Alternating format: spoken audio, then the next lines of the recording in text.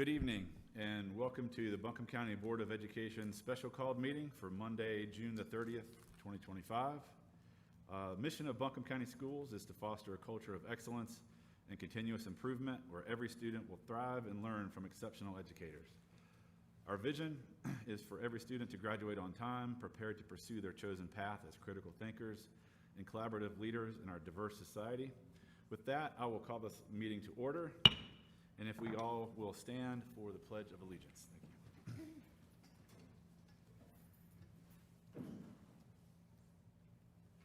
I pledge allegiance to the flag of the United States of America and to the republic for which it stands, one nation, under God, indivisible, with liberty and justice for all.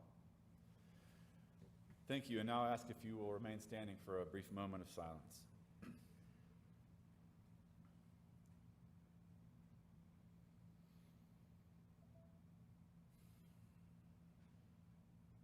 Thank you. You may be seated.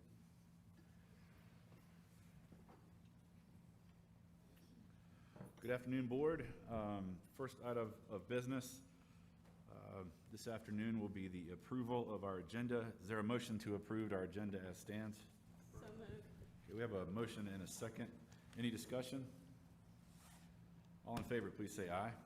Aye. Aye. Any opposed? Hearing none, motion carries. Our agenda is approved. First on our action agenda is the interim budget resolution for 2025-2026. Ms. Tina Thorpe is here with us, and I believe we have some documents.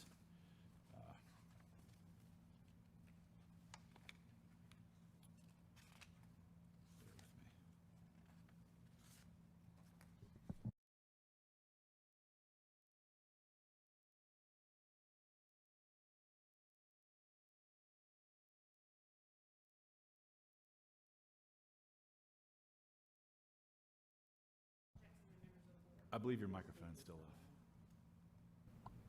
I got the green light. Thank you. Good afternoon, Chairman Elliott, Dr. Jackson, members of the board. I appreciate the opportunity to bring the interim budget resolution to you all. This will allow us to move forward and stay in operation through November. But our goal is, as soon as the state budget passes, that we would bring an actual budget to you for a vote. But we have taken the budget proposal that we brought to you at the 1st of June and divided it in half for 6 months of an interim budget in order to get us through November and allow us to continue operations. Do you all have any questions related to it? So, just to be clear, Tina, this is a 6-month budget Yes, interim resolution. based on what we know, right? Based- Because the budget hadn't been passed at the state level, right? Correct. It was based And on all if you the. said that, No, you're good. If we could turn up her mic, that Let would me help. turn it a little bit. tremendously. Thanks. It was based on the assumptions that we had to make, that we're still making because there's no state budget. And we did it based on what we projected as salary and benefit increases. Right. And along with our insurance increase and for property and our utility costs. So that was all brought to you for that full budget at the June board meeting, the 1st of June board meeting. Okay. So, Thank you. correct. Any other questions or commentary from the board members? Yes. So Tina, so with this budget interim, is this including positions that are still vacant that we need to hire for? So we don't include vacancies that are for openings. We include budget based on our actuals. So if a vacancy becomes open, it is budgeted. And we refill based on a vacancy at that point once it becomes open.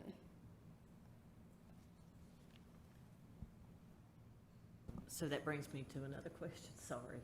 So to tag on to what Reverend Martin said, so if someone resigns, then it becomes a vacancy, and we are filling those vacancies. We Is are that going to correct? maintain services at the continued rate to meet the needs of our students. That's what I needed to hear, thank you. Tina, what's the process if there is not a state budget at the 6-month mark? Well, our latest one we ever had was November the 18th of 2021. And it was a nightmare to get things processed. And so there's legislation around that the General Assembly will have to take action. And then we would bring back another, based on whatever happens. They may do mini bills, they may do different components of it. We would bring back what we know at that point and then move forward based on whatever has taken place with the General Assembly. Thank you.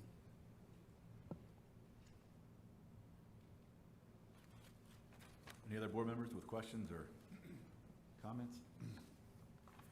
Tina, do you mind, just two questions. There's two kind of funding sources that it would be good to have some clarity around, although I don't think there's much that you can offer. I will answer my best. Just a quick update on the Article 39 funding. As I understand it, the language was adopted and passed in, I guess, conference, both Senate and House, so that it was attached to a bill, local bill that was passed. So those funds may become available, or some portion of them, after we have some further discussion with commissioners. Is that correct? That is correct. House Bill 309, which was a local bill, passed on June 26th. And in there, it allows the county commissioners to use some of Article 39 funds for operations or capital needs. And then, if you'll recall, at the June county commissioners meeting on June 3rd, they went ahead and voted on a resolution that would allow them to move forward as soon as this bill was passed, that there would be an opportunity for them to go ahead and move funds as necessary.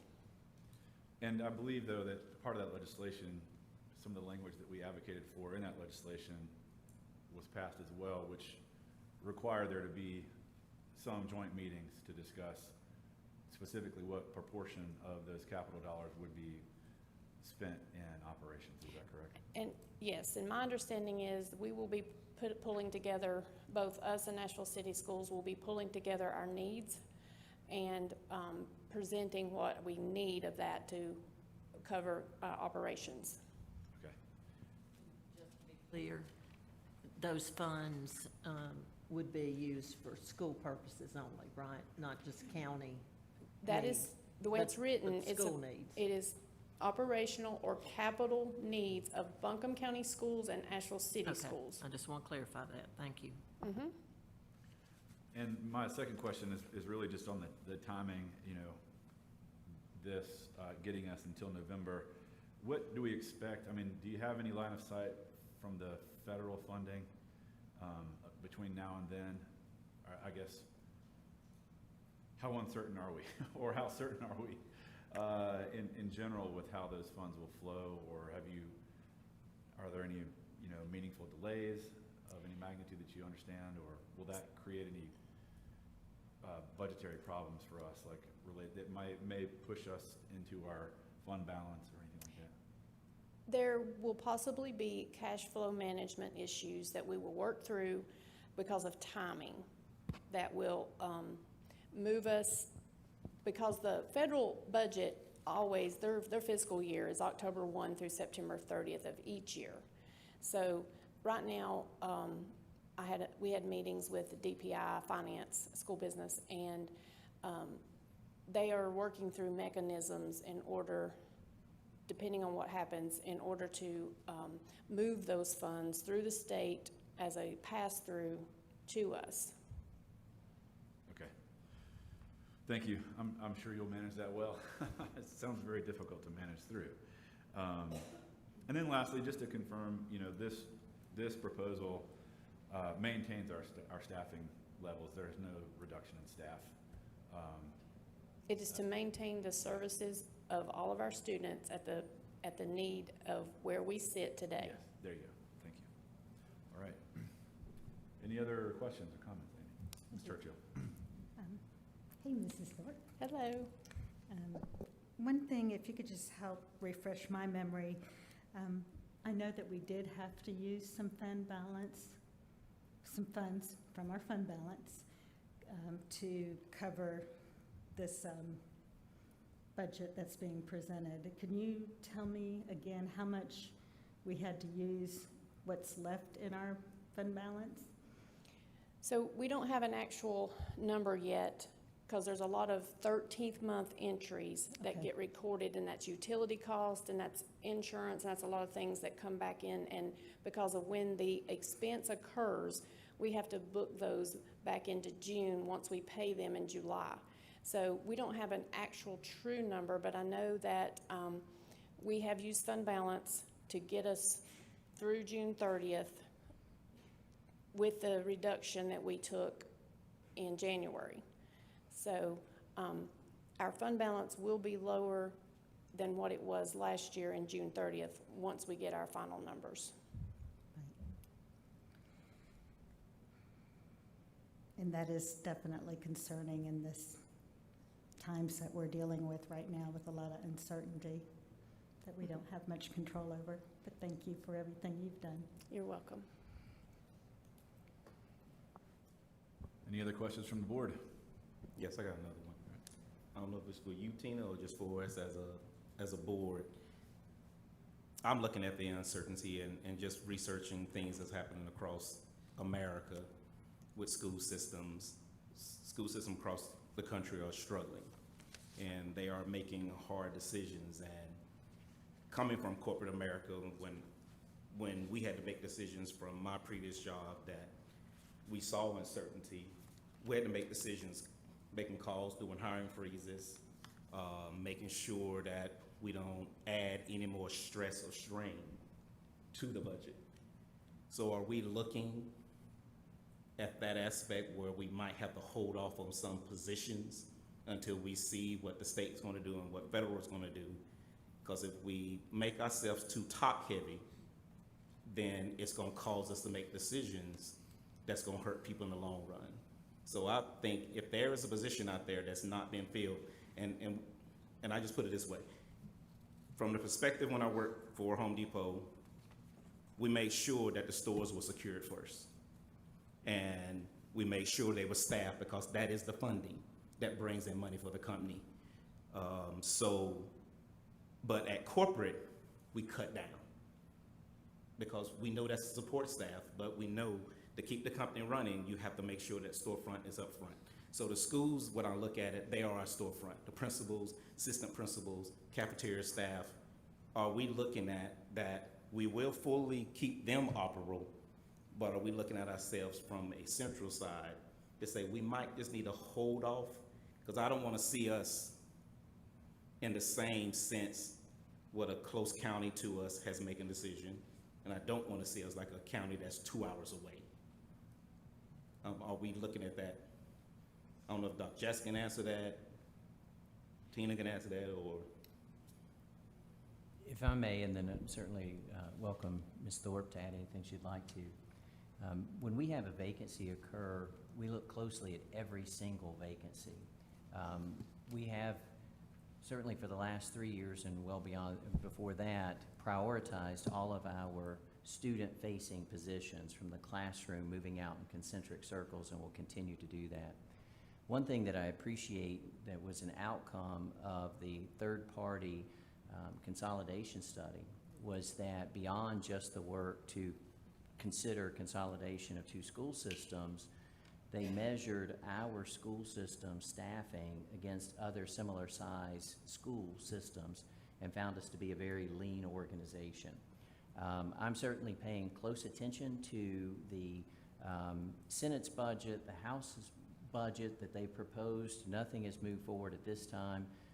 There is talk about potentially cutting the funding for central services at the state level. Ironically, the state and federal governments are increasing the work for central services in terms of reporting that's required. And so at the same time they're asking for more work to be done that would be done at central services, there's the potential for loss of funding for central services personnel. And so I am very proud that we were found by a third party to be a lean organization, and we're not going to make any changes to that, and we will continue to prioritize our classroom and student-facing positions going forward. We are very much involved in our employee allotment work that the board's been working on for the last year and a half, and that will be fully implemented by the end of the 25-26 school year, so that we can assure that, as our strategic plan calls for, that we're investing equitably across the school system and meeting the needs of our students. So we'll continue to prioritize our students and those who work closest with our students. We'll continue to ensure that we're being good stewards of the taxpayers' funding. And we'll continue to watch what's happening at the state level, because like you, I have no desire to see our school system where unfortunately others have found themselves. And I feel good based on the audits, and those are all on our website, that have found our school system to be good stewards of the taxpayers' funding. I feel good based on that consolidation study, again done by a third party, that we are a lean school system. And although we have financial challenges, as every school system does, we are here today because of the hard work of Ms. Thorpe, her team, our principals and bookkeepers, and those who came before us. I don't know if you have anything you'd like to add to that, Ms. Thorpe. No, you hit the top things, as we will continue working through those strategies with, and along with that allotment model, which is very crucial, and having it fully implemented in July of '26. And Ms. Thorpe, will we see that allotment model, final numbers? Oh, we've been meeting with you on a regular monthly basis, and we'll continue to move through those throughout this coming year, and you will see all of them. With specific numbers at each school? Each Because I do allotment. think Reverend Martin brings up a good point, Dr. Jackson. And I did get a couple of calls just because of the county, a couple of counties over that has already mentioned closing schools. And that's scary, and it definitely is in the Irwin district, obviously, because we have a couple of very small schools, but they're very different schools. And so I do want to reiterate what Dr. Reverend Martin said, because my past, my career, it was making sure that my branches had enough people to take care of customers. And I've said this before, our customers in the school system are our children and our parents. And having the right number of teachers, teacher assistants, APs, everything in the school is, I think, should be a priority. So I'm glad to hear you say that. And I hate to say it, but in corporate America, I think anyone that's been there would say they're always reducing budget and asking you to do more, because that happened to me a lot in my 40 years. But I appreciate the fact that we are focused on making sure that we have the right number in our schools, because we're in the business to take care of those children, and that's my priority. Thank you. Any other comments from board members? Questions? Yeah, thank you, Mrs. Thorpe. I appreciate the presentation and all of the information. I appreciate the way that you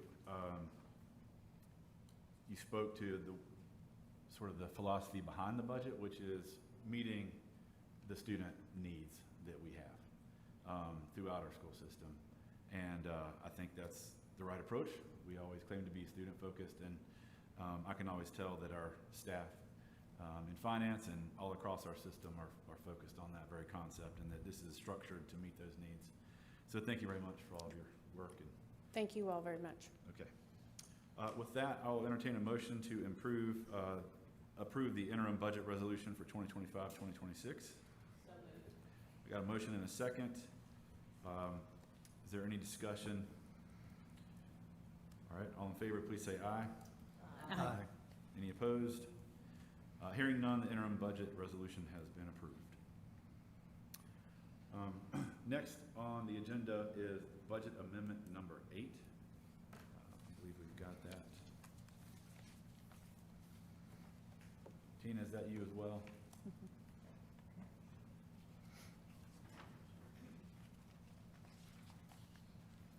Do you want to pull out any highlights?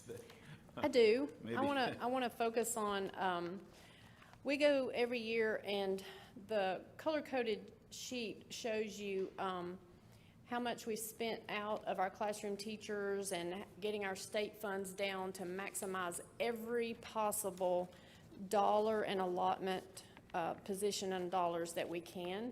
So we have worked endlessly trying to make sure that we maximize all the different funds that we receive before having to tap into any local dollars that can't meet the needs of our students in order to pay those salaries and benefits, since we're around 85% salary focused.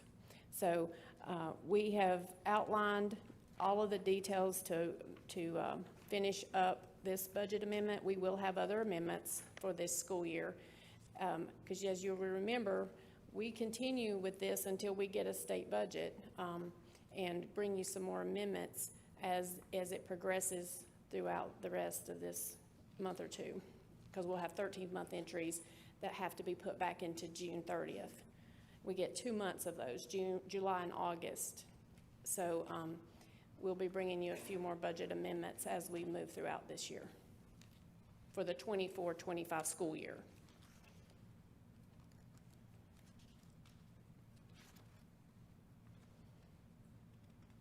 Do you all have? Is there, yes, thank you for that. Looking at the color-coded sheet, trying to kind of adjust my eye to what the color codes mean. So light yellow are dollar allotments that have been spent as close to zero as possible. Orange, student-specific and extremely restricted. And then green, non-contributory benefits like longevity, bonus pay, et cetera.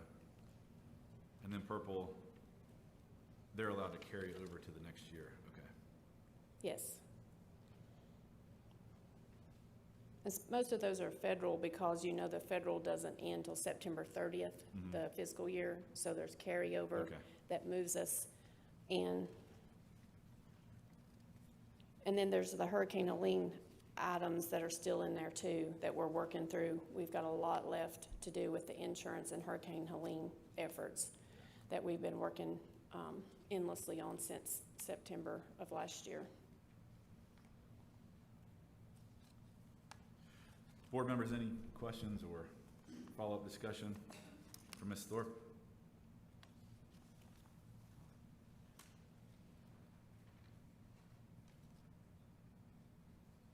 Okay, hearing none, I'll entertain a motion to approve budget amendment number 8. Is there a second? Second. Any discussion? All in favor, please say aye. Aye. Aye. Any opposed? Hearing none, budget amendment number 8 has been approved. Next on the agenda is the school nutrition budget amendment. I believe Ms. Payne's here.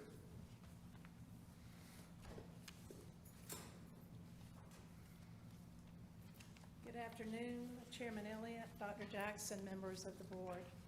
I've given you a memo and the budget, which is actually the ending budget for, the beginning budget for this year is still the ending budget. Because when Tina spoke to the 13th month, we are definitely living for the 13-month numbers to give you an actual budget and to see when the budget is passed.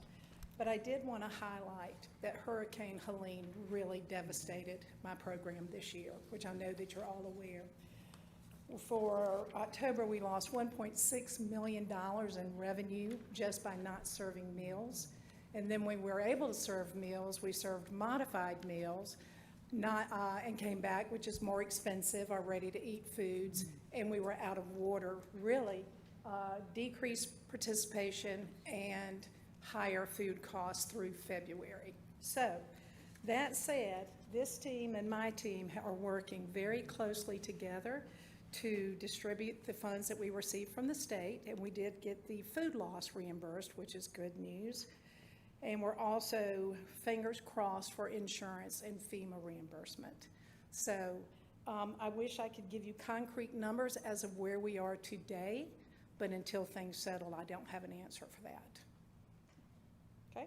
Any questions? Any questions from the board? Yes, so I I had a chance to work in one of your cafeterias. Okay, good, thank you. You're hired. No. So I do know that that how many scans we have determines how much money that we gain. Right. So are you telling me that the state does understand that we went through Helene because we missed all those scans, they reduced our number? No, what I'm saying, they did not reduce our number. What I'm saying is they reimbursed us for food loss. They reimbursed us for equipment loss, but they did not reimburse us for revenue loss. So that revenue loss may or may not be a true loss. We're waiting on insurance and FEMA, and with our fingers crossed, Okay. that we will get that reimbursement. Okay, Okay? all right. Thank you. Okay? Any other board members have questions or comments? Thank you, Ms. Payne. Appreciate you for all the information and all that you do for our students every day. With that, I will entertain a motion to approve the school nutrition budget amendment. So moved. Second. Motion and a second.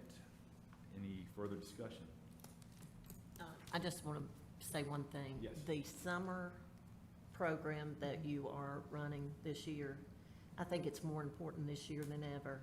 And hats off to your staff that's doing that. I just want to make. It's going extremely well. It is doing well. At the beginning of the week to share with Dr. Jackson. Okay. Well, I very much appreciate what your team is doing in providing those meals for our children and families. I love it. Thank you. Yes, thank you. Okay, we've got a motion second. Any other further discussion? All in favor, please say aye. Aye. Aye. Aye. Any opposed? Hearing none, the motion carries, and the school nutrition budget amendment is approved. Next on the agenda is the Learning Labs proposed tuition increase. I believe Dr. Reed. Good afternoon. All board members received a memo in their packet about a proposed tuition increase for our learning labs from $525 to $600 a month. Also, in conjunction with that, in your memo, we would like to enhance services for families. As we know, an additional tuition increase certainly is a burden to our families, but one that we do find necessary in order to operate our program at full level and full capacity. Those enhanced services would be adding 2 more days of care before the school year starts. So that would be 2 days of those designated teacher work days before the year begins, but also to take 3 of our early dismissal days that are designated for paperwork and extend that into full day care in our Learning Labs programs. And I certainly would be happy to answer any questions that you have. Board, any questions so far? Ms. Fleming? So Jennifer, have a lot of passion around this one and the increase. Anytime we are impacting our teachers or staff, and that's who typically the children are. What is this, obviously, and I do appreciate the enhancements, let me just say that, because I've heard concerns about the teacher work days, the early dismissals, and those kind of things, so I really do appreciate that. But what else in terms of, okay, so it's $75 a month, is that right? I'm sorry, I don't have. Right, so it would increase from $525 to $600 a month, and that's a Okay, so $75. $75. So what, in addition to that, what are we paying for? So What's this. the extra $75 going towards? Okay, so it really is to maintain operations. One thing that it's important to note, and this is impactful for me to know and understand, is that during the COVID years, we received a lot of stabilization and COVID relief funds, and our learning labs received a hefty amount of that stabilization. At the same time we received those funds, we also had to double our staffing in the learning labs because our high school students no longer counted in ratio. So those stabilization funds carried us through a time that we would otherwise have had to raise tuition much earlier than we're doing now. And so we find ourselves at the point where stabilization funds have run out, staffing costs have increased, and so this tuition covers a bulk of our staffing cost. Otherwise, it's minimal operation to run the program, just curriculum, meeting licensing requirements is a big deal, things like that. Okay. And so in terms of staffing, is the staffing going to maintain, or is it going to be the very same in the county? So the student level staffing will be the same. We have a vacancy in our director role, and I think if you reference the memo, you'll see that we are shifting the title of the director position to a coordinator, and we are adjusting the salary level for that position to be more in line with the funding that we receive. Okay. All right, that sounds really good. I do love that program. I love those babies. If you need a smile, go into one of those learning labs in the schools. They are precious. I just hate to have to increase anytime. Certainly. Childcare is expensive. Thank you, Ms. Clemens. Any other questions from the board? Mr. Cheatham? Well, I just want to thank you for increasing the services to include those workdays. And for anybody who's attempted to have a teacher workday with your kids in that classroom, it's quite a challenge, It's a even for the challenge. best kids. So thank you for that. Any other And well, I was just going to say, can you go over those changes one more time? Sure. So we would be adding 2 teacher workdays full of childcare programming. So before our school year begins, we have 5 designated teacher workdays. Typically, those have not been used for childcare. So we'll take 2 of the 5, and they will be full childcare days. And then we will also extend full-day programming on 3 early dismissal days. Those are October 31st, March 27th, and June 9th.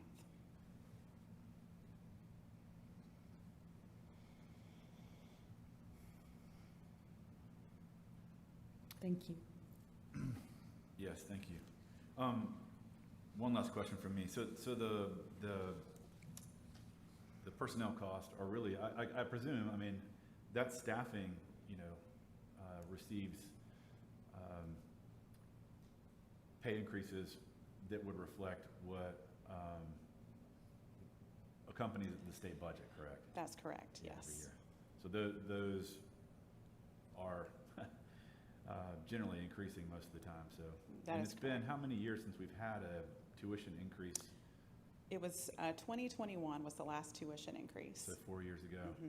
Mhm. And do you feel like our rates that we charge are in line in general with what one might find out in the market? Yeah, so they're extremely competitive. The market rate is nearing $1,000 a month for full-day childcare. We Okay. recognize our program is a little nuanced. It's a little bit different than some that you'll find out in the private market. But when you compare to the market rate, we're very competitive. Yeah. Did you have something? Mr. Chair, if I might, I just wanted to pause a moment and say thank you to our commissioners. As the board will recall from one of our budget work sessions, we actually looked at 3 different levels of potential tuition increases.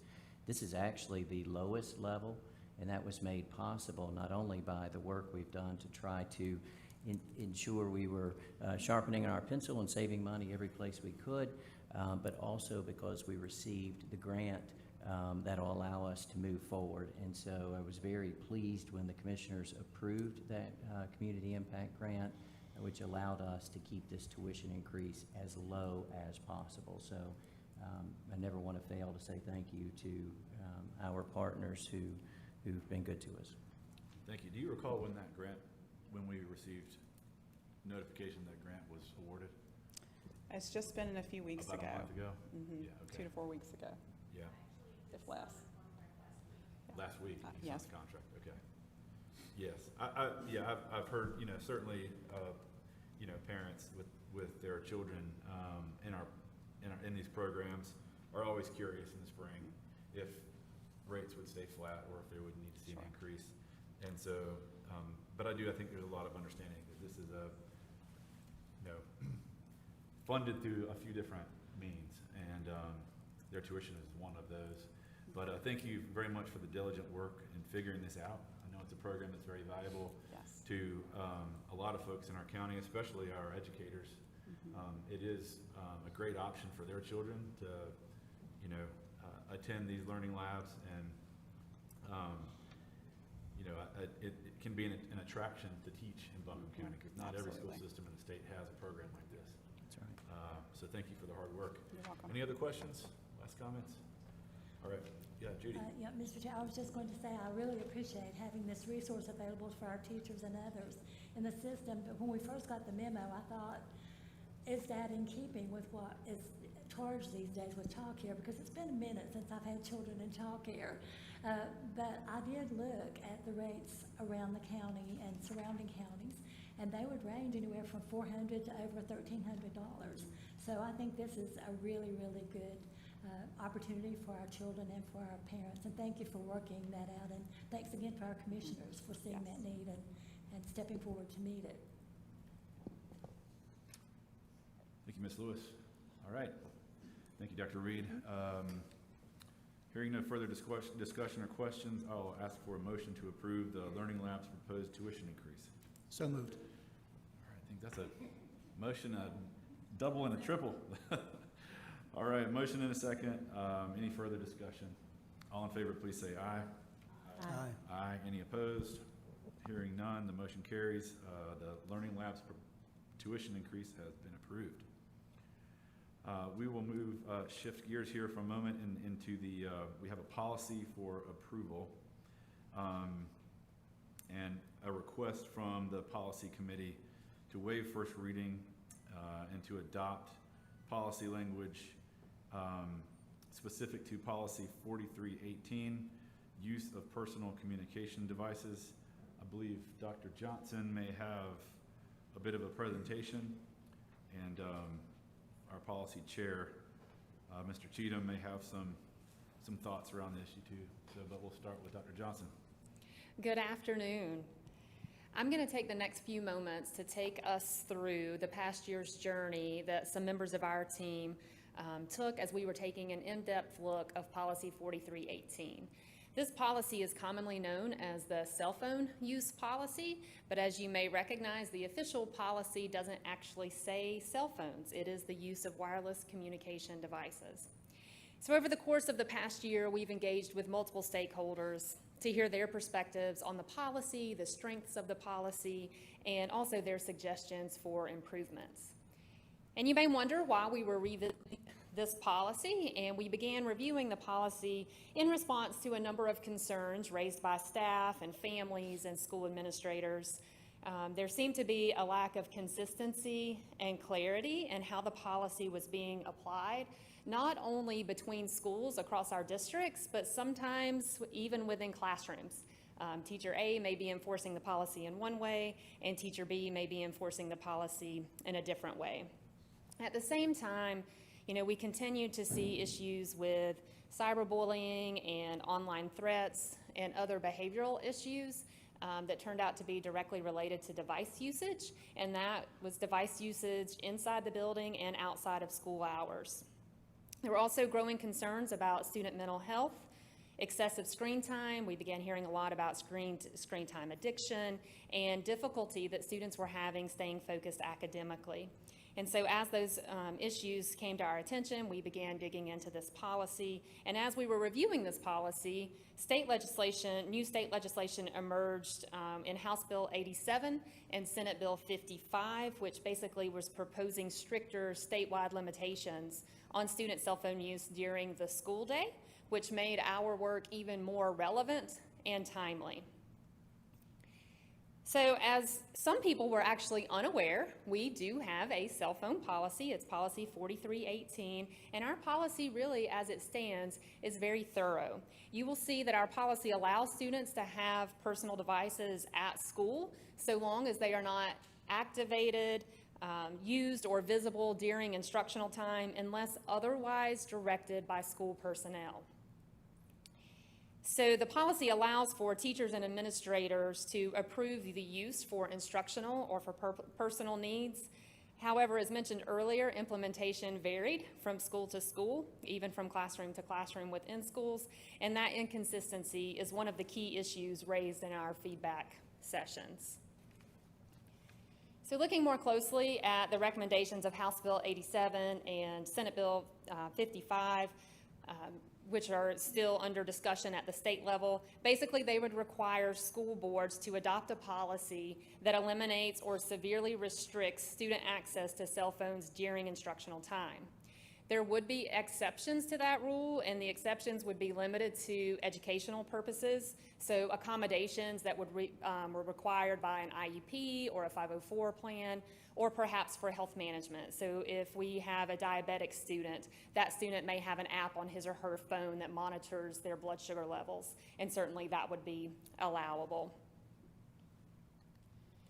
So as part of our review, the stakeholders that we received input from, students, parents, counselors, social workers, teachers, we heard from each of these stakeholder groups through their respective advisory councils. Each group offered very unique insights, but there were several common themes that came through very clearly. And those common themes, one, there was a lot of support for adding the term cell phone to the policy title. So you will see that later in a recommendation. And I know that that's a small change, but it was very important to our stakeholder groups. Parents who wanted to support their students in what was allowable or not were struggling to find which policy addressed what they were looking for. Everyone we spoke with agreed that the expectations should match students' age and maturity level. So for example, they felt like there should be stricter enforcement in elementary schools with more flexibility as students move into middle and high schools. Some of our high school students explained that they rely on phones for legitimate school-related purposes at times. For example, members of our yearbook committees use cell phones to take pictures at events and that sort of thing. Some of our students use cell phones to record interviews for school projects. And so our students expressed concern that overly rigid rules could interfere with some of those responsibilities. And they advocated for policies that recognize the difference between a high school student's needs and those needs at the elementary level. Another shared concern was inconsistent enforcement, as you have already heard. And that inconsistent enforcement pointed out that uneven implementation kind of really impacted the effectiveness of the policy. It also impacted student and teacher relationships. Again, if I enforced a cell phone policy very strictly, but my neighboring teacher did not, then all of a sudden my neighboring teacher is the fun teacher, and no matter how fun I am deemed, you know, the strict one or the doom and gloom sister. So everyone agreed that we needed clearer language and consistent expectations for that. Teachers also felt strongly that they need to have the authorities and the tools to manage these expectations. And they had practical questions around, if I collect everyone's devices and then a device is missing, who is responsible for that? Where do I put the devices when I collect them? If I take a device from a student who's not following the policy, who do I give it back to? So a lot of questions around, surrounding the practicality of that. And there was also strong support for continued digital citizenship and healthy technology use. And that came from parents, teachers, students, counselors, and social workers, with a particular emphasis on the mental health impacts of screen time and social media. We did hear some differences in perspective. For example, some parents and students felt like cell phones may reduce anxiety. There was some comfort in knowing that if I'm having a bad day or I'm struggling, I can simply pull out my cell phone and text my friend or text my mom, and it's going to make me feel a little better about that. Others felt like that constant access actually increases anxiety and could increase the student's ability to build resilience and learn to manage their own social emotional development. An example that came, I believe it was from our social worker group, was, students have peer conflict. And a student and a friend could have a basic peer conflict, maybe someone sat with someone different at lunch, or something that hurt a child's feelings, or they were arguing about something. Certainly something that our children experience and need to be able to work through.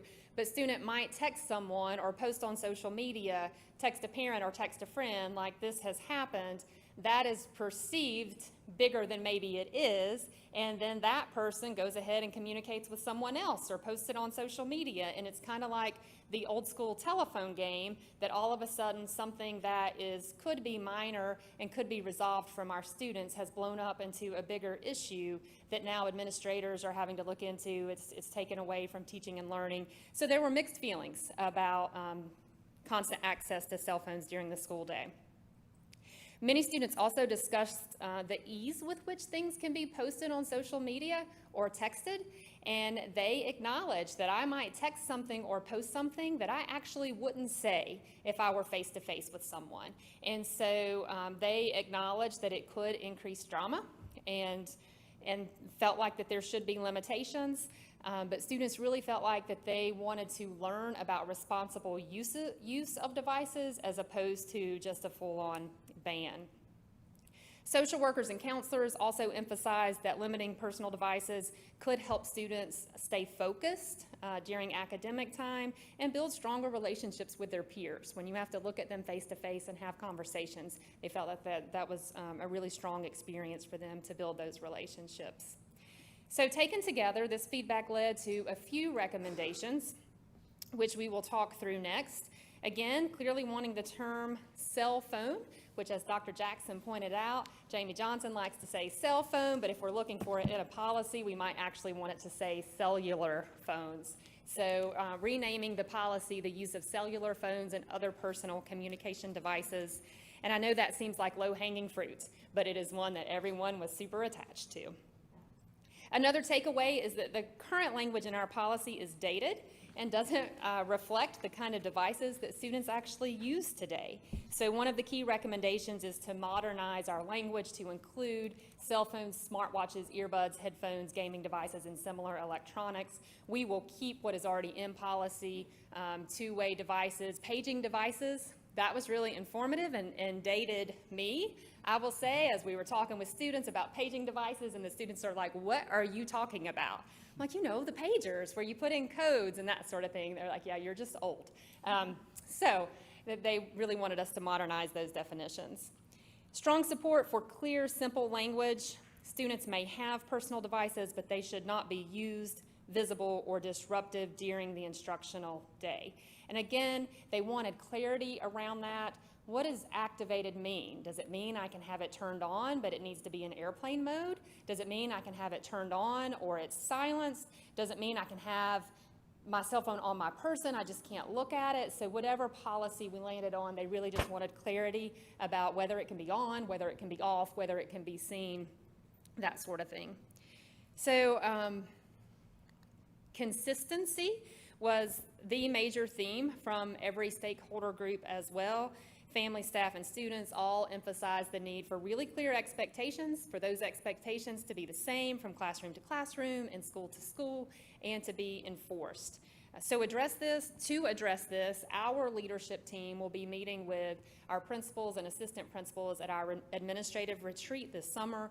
We will review our policy and talk through expectations with our principals and assistant principals, who will then go back and in their opening staff meetings, they will share those expectations with their staff, and through their school improvement teams, they will work to communicate with students and families what the expectations are and monitor those throughout the year so we can make sure to remain in alignment.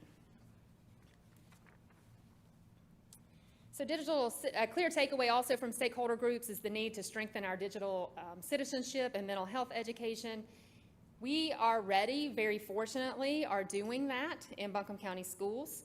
Every student receives annual digital citizenship lessons. That is guided by our board policy 3226. It's led by our media coordinators, and these lessons cover online safety, cyberbullying, responsible technology use, and screen time balance. They use trusted resources to ensure that the instruction is consistent, age-appropriate, and meaningful from elementary through high school. So for example, a kindergartner might learn how to turn on the device and take care of a device, while an 11th grader might be learning about what is a digital footprint and why is it important for you to know what that is. So our students are already doing that. This aligns with House Bill 959, which was passed just last week by the General Assembly, and though it's awaiting the governor's signature, we anticipate that that may come into law very soon. And that House bill requires schools to address the emotional impacts of social media beginning this next school year. So we are very proud of the progress we've made in this area, but we do recognize that we are just beginning to see the deeper effects of social media on our young people. And so this remains a top priority for our curriculum and instruction team and our student services team, and we will continue to work together to make sure that we are adapting as we need to best support our students and to meet their needs. So in summary, our recommendations for Policy 4318 are a result of the input from a variety of stakeholders, really. We want clear expectations, consistent enforcement. We want to promote responsible, distraction-free use of personal devices. We want to align with whatever state legislation comes our way. And, most importantly, our work on this supports our strategic plan, particularly in the area of student safety, wellness, and academic success. And by updating this policy, we're creating more consistent learning environments, reinforcing responsible technology use, and supporting the whole child in today's digital world. So if you have any questions or feedback, I will do my best to answer those. Thank you, Dr. Johnson. Board, any questions from the board? I just got one.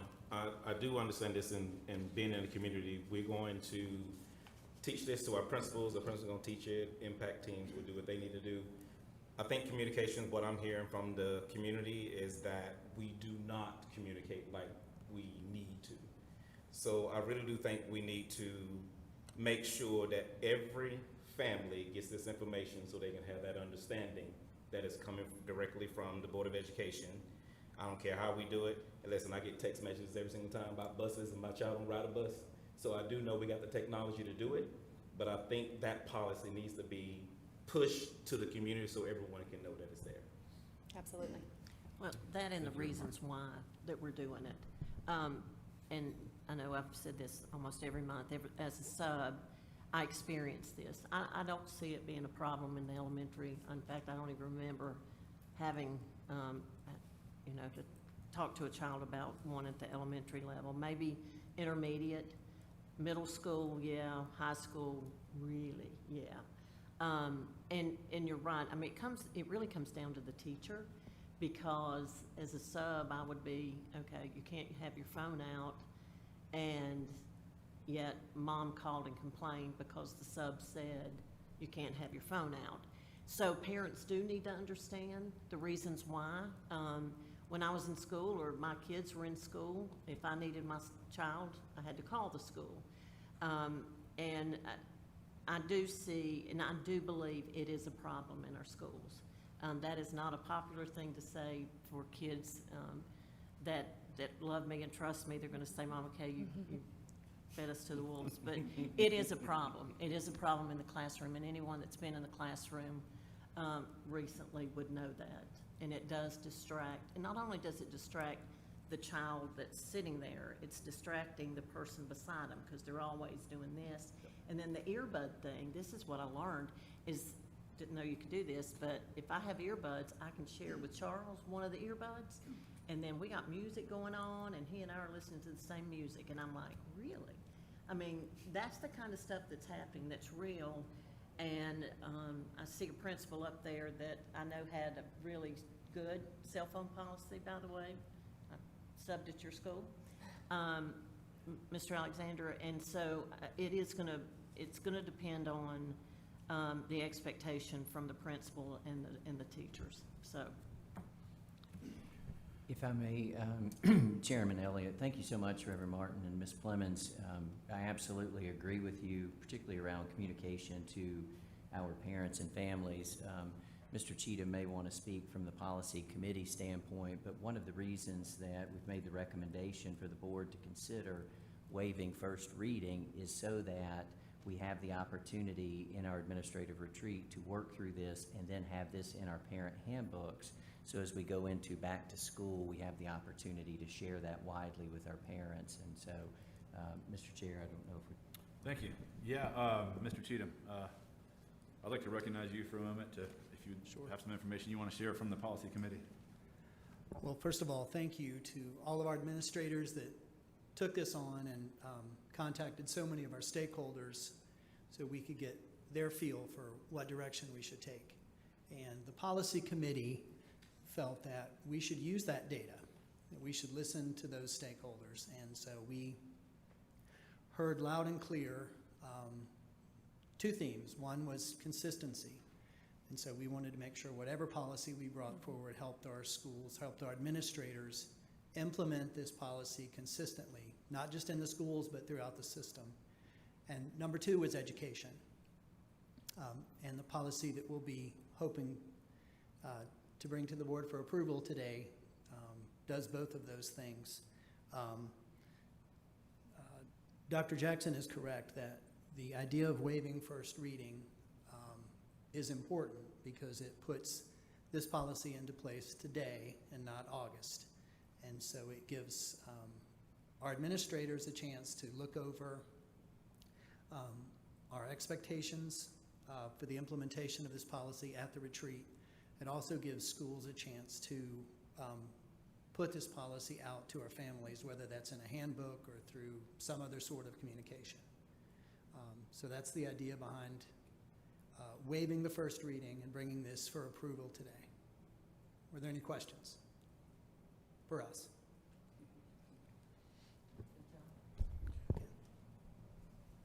Thank you, Mr. Cheatham. Yeah, I also just want to echo the proactive nature, Dr. Jackson, that you and your staff took on this issue. It was a little over a year and a half ago where, I think a lot of members of our community and just across the country in general were really wrestling with this question of how to handle cell phones in schools. And we've seen other states be extremely restrictive. We've seen some states be more moderate.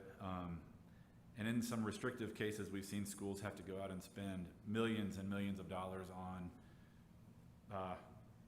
infrastructure, pouches, and all kinds of mechanisms that would, securely hold a student's cell phone. And where I feel like you landed with your engagement with the community and all the stakeholders through the advisory council process, student advisory council, parents, all the ones that we just heard about, is a very reasonable approach. Board of Education and our schools are about educating young people. And, whether we like it or not, cell phones are a part of our lives and our professions. When we graduate, they'll be a part of our students' life when they go to college or the military or a job. And it is a very important thing for us to help teach students how to responsibly manage cell phones. And I think this policy does a good job of striking that balance. So I just really appreciate the proactive nature, and because it's been a year-long process, and I think it's been very impressive. I've been to several of those meetings. A lot of input from the community has been listened to on all fronts, and I feel like this strikes a very healthy balance. And I'm particularly thankful that we have included some cross-references to policies around bullying and harassment behavior that we also have a separate policy for, but it's cross-referenced in here, that behavior is not tolerated in our schools. And if that behavior does happen after the school bell, but it directly impacts the school day, we still have the need to intervene. And then also the technology responsible use with this digital citizenship curriculum, again, just under the need to help educate young folks on how to have a healthy balance or relationship with this piece of technology that's in all of our lives now. I think it's the educational the educational approach, and I appreciate that very much. I would like to ask our attorney, Dean Shatley, there, one thing that a question may come up in the community is, why do we pass this now?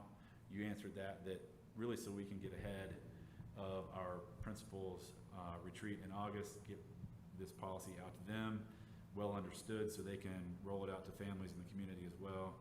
So that timing is important, and that was top of mind, but we also knew that this state legislation was coming out too, and so it may seem like we jumped the gun, but it turns out, interestingly enough, that our work kind of landed in the same place as the state legislation did. And so there was a bit of a question around why waive first policy when there may be some legislation that needs us to change the language again. So could you speak to that? Sure. Dean? The General Assembly has ratified. It's House Bill 959, so it has not been signed by the governor yet, though we do expect it will be. So it will go into law. And the policy language in front of you, though, does align with that law, or the ratified bill. So if it becomes law, we will not need to change the policy again. We made a very couple small tweaks before the meeting to specifically including like a student's IEP or 504 as a potential exception to the rule that cell phones and other communication devices are not out and on during the day, but otherwise it does align with the new bill. And so if there are any language adjustments that arise between, after we pass this and make this policy enacted, we can just basically adjust this language Sure, again, maybe in a if we need future, to. in the August meeting or something if needed, but it sounds like it would be very minor. Yep. Okay. Thank you very much. Thank you, Mr. Cheatham. Any other questions or concerns from the board around this policy? Ms. Churchill. Actually, just wanted to reiterate making sure we get this out to parents. And I know you talked about that this would be updated in the student parent handbook. I just kind of think back to the days of when I had a student parent handbook and, kind of flipped through it quickly and then maybe couldn't tell you exactly where I kept it. So for something like this, I do think it's important that we also provide some separate documentation that's easily found, whether that's like Reverend Martin said, a text message or a pop-up that comes up on all the school websites, just one other way for parents to have this information out ahead of time. Dr. Jackson, thank you, Amy, because I've spoke to Dr. Jackson about doing some little snippets on our communications website, and I think this is a perfect example of one that you or Dr. Johnson could do to talk about the policy, explain it, and then that way we can refer our parents back to that. I just feel like anytime we can put something on our website and people can see it and hear you or whomever the expert is, that is very helpful, because as parents might complain, and they might, this would give something for our administrators and teachers to also have, this was decided at the district level, and here's something that you can take a look at. So Ken and his team could put that together. I'm volunteering, you can. Thank you, and I very much appreciate your comments, Ms. Churchill and Ms. Plemons. I absolutely agree with you.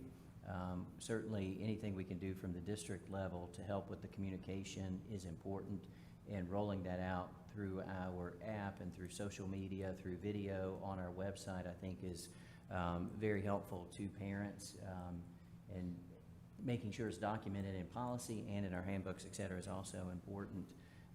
One of the things that I think is a part of the message, at the same time, unrelated to the policy, but very much related to the process, is that all of this work started because our board policy committee a year and a half ago said, we want to look at our cell phone policy. And literally hundreds and hundreds of people have been a part of this work through all of the meetings we've had, through all the research that's been shared. We had parents and students looking at research articles. And so there's been a deep dive into this work, and I'm very proud of how many people have been a part of this, because we've heard from our board members and from our community things like we want to see involvement, we want to see flexibility, we want to see transparency. And I think this is a great example of what works in our public schools, and that's by involving all of our stakeholders. And so I think there's a great message around, not only do we need to talk about what the policy says and the changes that are there so our families are aware and can support this work as well, but also to highlight how much we appreciate the hundreds of people who've been a part of this work. So thank you for that feedback. Okay. Yes, Reverend Martin. Just quick thing, I just want to address parents, 'cause since I get these phone calls now. I want parents to be at ease, because I got a child in school, so I do want his safety to be it's very important to me. But what I need parents to understand is that there needs to be one communication when something happens at a school. It can be anything, listening to all the things that happen in schools across the country.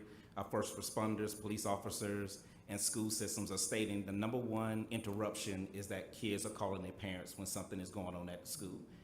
Kids need to hear one voice, and it starts with the principal, The principal starts down with his teachers and his staff and assistant principals, and they control that entire environment inside of that school system, inside of that school. So I want parents to be at ease. My child is 16-year-old. Listen, I'm glad I don't have to talk to him for 8 hours. But I want him to get the education that he needs, and I don't want him to get interrupted with it. Anything happens inside the school. So I need for them to hear one voice, because that may be the one thing that protects them from something and save their life. So let our kids go to school, let them do what they need to do, let them have the control up under that teacher. I remember back in school, guys, listen, we had phones all over the school, but we ain't call home. And I do know this, I get a text message from my child, and I said, why are you texting me? And he go, I said, you do know I'm on the board, and you acting crazy. So I let him know that. So I want him to pay attention in school. And I don't think this is a bad thing, what we're doing. I think it's gonna be a good thing for our kids, and I think it's gonna be a good thing for our teachers and our staff at the schools.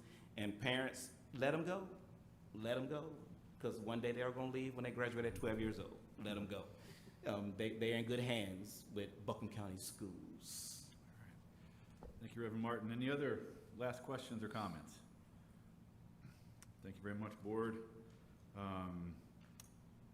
Hearing none, I will ask for a motion to approve. Sorry, Dean, do we need to approve the waiving of the first reading first? Yeah. Or just? You can approve it all in one motion or approve it Okay, I'd like separate. to entertain a motion to approve the waiving of the first reading and the adoption of policy 4318, use of personal communication devices. Okay, is there a second? We got a motion and a second. Any further discussion? All in favor, please say aye. Aye. Aye. Any opposed? Hearing none, the motion carries. Thank you very much for the time on that. Ms. Clemens, I believe you had Yes, if I could, since we're talking about policies. your microphone. Thank you. Since we're talking about policies, I would like to propose or request that our policy committee consider more specific guidelines around our DAR, I call it DAR, discretionary admissions release process. Is that what it's called? It's come to my attention, and it's been something that's been discussed in my community for a long time, but we recently have had some instances where clearly we are transferring students for sports, and no one loves sports more than me. However, I'd like to keep them in my community to play sports, because I think Irwin has got some really good sports going on now. So we've had some situations where I feel like that we needed to do a better job of using the guidelines, the restrictions that are in place. I think it was at the High School Athletic Association level, where if a student transferred in the high school years, that they had to sit out 365 days. So my request is that we consider, Mr. Cheatham and Policy Committee, to establish guidelines for student athletes that switch schools. One of the reasons why it not only impacts the student involved in the DAR process, but it impacts the students that are left. And when students leave, and we've had this at Irwin the last couple of years, leave at the last minute or after practice started or after summer workouts, and then the student leaves and that team has a huge hole in it.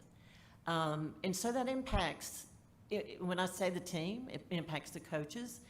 Quite honestly, it's impacted my community, because I've got parents calling me saying, have you heard? And so I really want us to get more consistent around the discretionary admissions release process, and would ask that our policy committee look at that policy and bring that back to the board after your meet. Thank you, Ms. Clemens. Is that what we? Yeah, and I believe, Yes, Mr. ma'am. Cheatham, do you want to, I think that y'all had already spoken about discussing that in the policy committee. At our last meeting, we did discuss the policy. We'll continue to look at that policy And because of the growth in certain parts of our district, sports is one issue, but also overcrowding in some of our schools, the Yes. explosive growth up and around Weaverville, and the lack of growth in some other areas make it important for us to always look at this policy to make sure that we're being fair and that we're not overstressing one of our districts. So we'll continue to look at that. Thank you. Yes, ma'am. All right. Thank you very much. Moving on to our consent agenda. We have the minutes from June 5th, 2025, open session regular meeting. We have a personnel report, June 30th, 2025, award of contract for liability, property, auto, and workers' compensation insurance, and West Buncombe Elementary School naming of school facility. Any board members need to discuss any one of those items individually or independently? Okay, hearing none, I will entertain a motion to approve our consent agenda, please. So moved. We have a motion. Do we have a second? Second. All right. Any discussion? Hearing none, all in favor, please say aye. Aye. Aye. Any opposed? Hearing none, the consent agenda is approved. In our information agenda today, we have our finance reports. And for announcements, I want to take a moment to make a very special announcement of appreciation for a very special person that has served our board for a long time, Ms. Kim Matthews. And ask our board if you'd be willing to, if you have so desire, to share some words of acknowledgement. Ms. Matthews is retiring, and we are very proud of everything that she's done for us and our school system and all of our students over time, and just wish her all the best and just want to express our gratitude, even though I know she doesn't want us to do it. So, but I just want to say one quick thing, and I'll hand it off to pass it over to the board. But as I've become more and more involved in public education, one thing I've realized is that general public often doesn't realize how complicated managing a school system really is. And people like you, Ms. Matthews, are really so important to actually making our system be able to deliver the level of service that we provide to our students. And so the fact that you handled your position here with such professionalism, I don't think anybody on this board is ever in need of anything, because you are always 2 steps ahead of us. Everything is prepared, everything is accurate, and that is an incredible task to be able to accomplish, and you've been doing it for quite a while, and have just done such an amazing job. So thank you so much. What you've done has really served the students of this county in a tremendous way. So thank you very much. With that, Mr. Cheatham, let's start on your side. Okay, well, I'll go first. I'm new to the board, of course, but just as Rob said, I usually don't have to ask for anything, but every time I do, it doesn't take long to get it, and you treat each board member, from what I see, like we're the only one. And so thank you so much for your hard work. You'll be missed. Ms. Franklin. I just want to thank you for being our friend, my friend, and for the work that you do for us. You understand this system amazingly well, and where things are, who's in charge of what. So we call with these questions, and you'll say, I think I know who to put you in touch with, and bingo, right there you are. So thank you, Kim. I think you're going to be hearing some of the similar statements along this line, because you've been so kind and generous with your experience and your knowledge, and I appreciate that so much. Often as a new board member, when I first came on, I might call you or text you, and you already knew the question before I had even asked it. You anticipated exactly what was going to be happening. I was really pleased to learn, after getting to know you a little bit and your experiences and what you were bringing to the table in such a wonderful way, and caring and loving for all our students, that we have an even deeper connection, that your husband is one of my former students. So I really appreciate your support in so many ways, and I'm glad that you're still going to be a big part of our community. And please know that Buncombe County can always use extra help. With our 45 schools and 22,000 students, and the welcome mat is always open. Ms. Churchill? Well, as I've often said, you are my second brain and probably the primary memory of that brain. And thank you for always keeping me, where I'm supposed to be, when I'm supposed to be, and even reminding me on a weekend when I'm frantically thinking that I need to be somewhere Monday morning. So I'm going to miss you. I'm very excited for you and your new adventures, though. So I hope that you have a lot of those and look forward to hearing all about them. Ms. Clemens? Sure, thank you.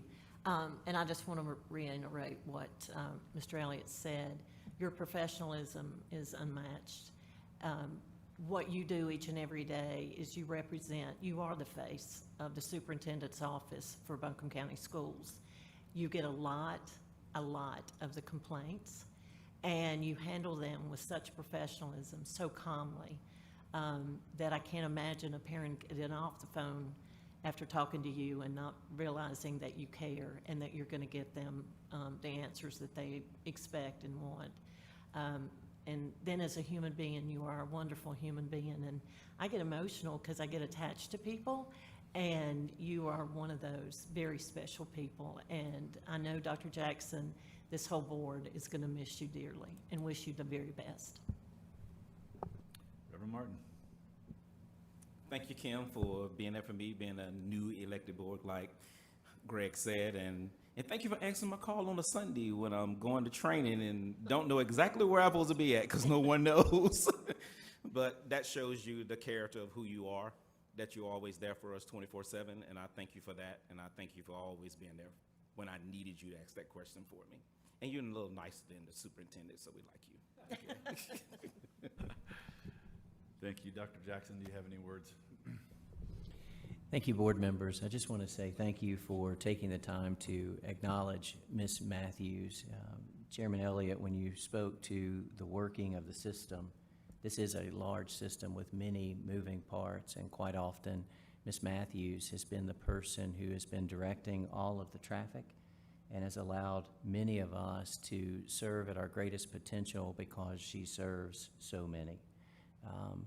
Especially in this role of board clerk, and I'm sure there'll be many more conversations where I have the opportunity to share at a deep level how much she has meant to me as a superintendent, and I will certainly miss having her 10 feet away from my desk.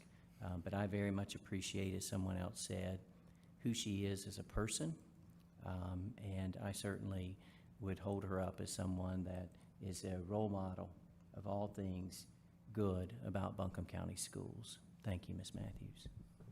Dean? Sure. Thank you Even for letting Dean. let me finish. Come on, Dean. Kim, thank you so much for your kindness and your professionalism and for keeping us straight, for keeping Dr. Jackson straight, keeping Tony Baldwin straight, because that's a lot of people who probably see a lot of squirrels on a daily basis. So thank you very much. And as we say in our office when you retire, you've won. Congratulations. All right, thank you all. I know you'll hear many more accolades and acknowledgments just like that in the days to come. So before we move to adjournment, we do have a certificate for you, whether you like it or not. We wanted to make sure that we put all these words on record. So, and also if we can, welcome Laurel Bates, who will be replacing Kim as our board clerk and superintendent secretary. So welcome, Laurel. And she's no doubt captured all those nice words about you, so you can come back and revisit them anytime, and come back and visit these words on the YouTube channel at any time. So they'll be there. But after we adjourn, I would like to invite any staff that's here. Let's gather in the front with Kim and certificate, and we'll take a family picture with Ms. Matthews. Everybody who's here just around in the front there. So don't leave, meet in the front. Announcements of the future meetings. The next Board of Education regular meeting is August the 14th, 2025 at 5:30 PM here in the Manatorium. Work session updates and closed session begin at 4 PM in the Executive Conference Room here at 175 Bingham Road. With that, I'll entertain a motion to adjourn. So moved. Is there a second? Second. Got a motion and a second. Any discussion? All in favor, say aye. Aye. Any opposed? Hearing none, meeting is adjourned.